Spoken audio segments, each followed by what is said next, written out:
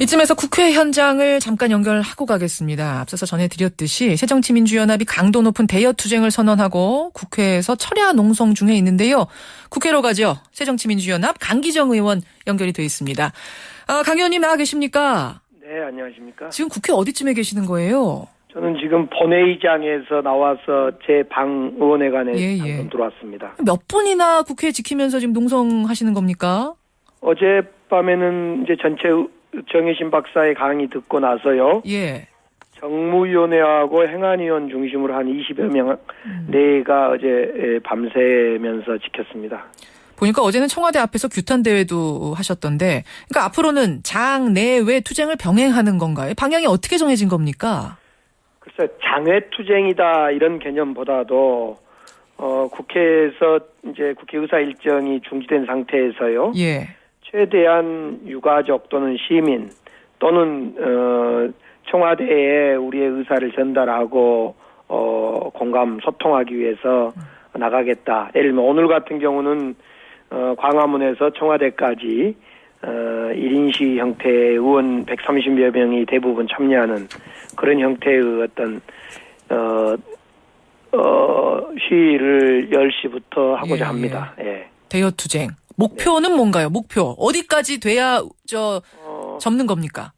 결국은 어제 저희 의원총회에서 저녁 특강에서도 이야기했지만은 유가족이 동의하는 특별법. 예. 즉 진상규명의 최소한의 어떤 조건이 갖춰지는. 예. 지금 뭐 더 좀 구체적으로 말씀드리면 수사권 확보 또는 특검에 대한 추천권 확보 뭐 이런 것이 진상규명을 위한 최소한의 조건 아닌가 이렇게 지금 얘기하고 있습니다. 그러니까 수사권까지 확보를 하든 뭐 수사권 기소권 다 확보하든 혹은 특검 추천권을 확보하는 정도로 하든 유가족이 동의하는 합의안 유가족 동의 거기에 방점이 찍히는 거군요. 그렇습니다.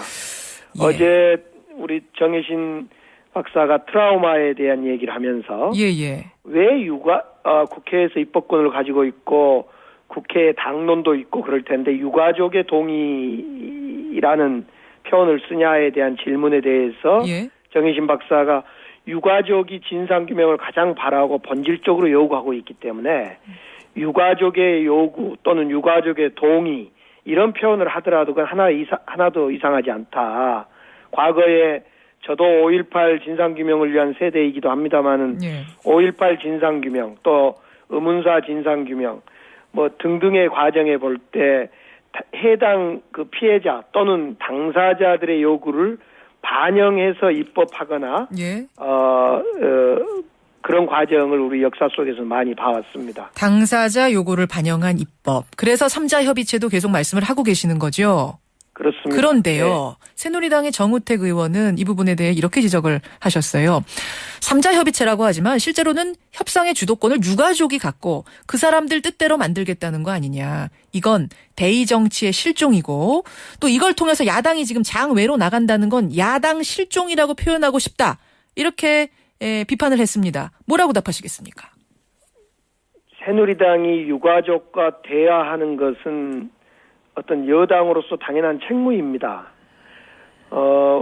당연히 그동안 야당과 그 가족, 유가족과 시민들과의 대화 틀만 이루어져 왔었는데 그러다 보니까 새누리당은 야당에게 모든 걸 맡기고 또 그러면서도 유가족의 요구를 수용하지 않는 이런 모습을 보여와서 그러지 말고 새누리당이 어쩌면 유가족과 직접 대화하라라는 대화의 장을 야당 또는 유가족이 요구하거나 마련해 주는 것이다 이렇게 봐야 될 거고요. 과거에도 여러 번 우리가 그 철도 파업의 경우도 최근에 그랬고 예.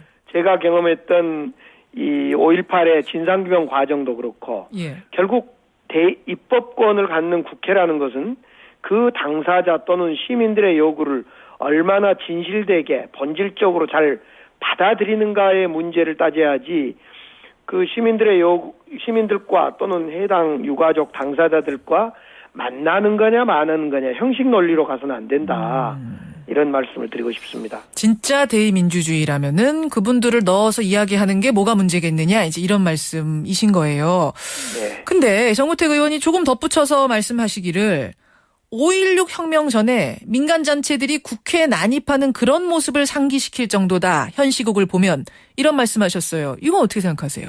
그것은 과하고요. 일단 5.16이라는 쿠데타에 대한 어떤 문제이고 지금 유가족들이 국회에서 농성하고 호소하는 것은 정말 진상규명을 위한 우리 국민의 모두의 바람이기지 이것이 여당, 야당, 유가족 생각이 다르지 않을 거다. 그런 점에서 이 유가족들의 상처 주는 지금 4월 16일에 생각이 멈춰 있는데 예.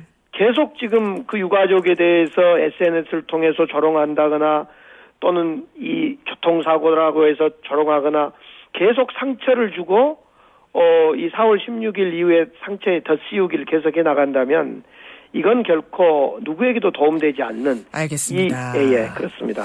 강기정 의원 지금 만나고 있습니다. 그런데요, 지금 새누리당과 유가족이 대화를 시작했습니다. 그제 만났고요. 오늘 또 만납니다. 지도부와 유가족들. 새정치연합은 3자 협의체 요구하면서 대여투쟁을 하는 와중에 유족들은 새누리당과 협상을 하는 모습. 사실상의 2자 협의가 지금 이루어지는 모습. 이걸 어떻게 봐야 되는가 좀 헷갈린다는 분들도 계세요. 쉽게 말해서 얼핏 보면 네. 새정치민주연합이 오히려 논의에서 배제된 듯한 인상도 받거든요. 어떻게 보세요? 실제로 유가족과 우리 당의 지금 박영선 비대위원장을 중심으로 해서 유가족 측을 계속 어젯밤에도 또 오늘도 계속 만났고요. 예. 최소한의 유가족과 새정치민주연합의 합의안이 존재합니다. 앞서 말씀드렸던 진상규명을 위한 최소한의 합의안. 예. 그렇기 때문에 어쩌면 유가족과 새누리당이 만나는 것은 민주당이 배제되는 게 아니라 어쩌면 이미 민주당과 유가족은 생각이 많이 접근되어 있다. 이렇게 보시면 될 것 같습니다. 유가족이 그러니까 새정치민주연합의 뜻까지 품고선 지금 새누리당 만나는 거다. 이렇게 보라는 말씀이신 거죠? 그렇습니다. 그럼에도 불구하고 조금 서운하거나 그런 건 없으세요? 겉으로 보기엔 좀 배제된 듯한 인상을 줘서요. 저희들이 이제 8월 7일 합의나 8월 19일 합의 과정에서 유가족들의 뜻을 충분히 반영 못했던 그들을 대변하지 못했던 측면에 대해서 인정하고 반성하고 또 사과까지 했습니다. 그런 점에서 유가족들이 직접 나서서 새누리당과 협상하는 것도 나쁘지 않다. 알겠습니다. 이런 생각이 들고요. 이건 지금 어떤 측면에서 3자 회담이지만은 우리 새정치민주연합이 약간 배제된 느낌이 없지 않아 있는 건 사실입니다만 그렇다 하더라도 문제가 풀리는 것이 중요하다. 이런 생각이 좀 같습니다. 풀리겠습니까? 오늘 만나서? 여당의 어떤 책무이고 의무이기 때문에 풀리도록 하는 것이 풀리길 바랄 뿐입니다. 여기까지 말씀을 듣도록 하지요. 강기정 의원님 고맙습니다. 네, 감사합니다.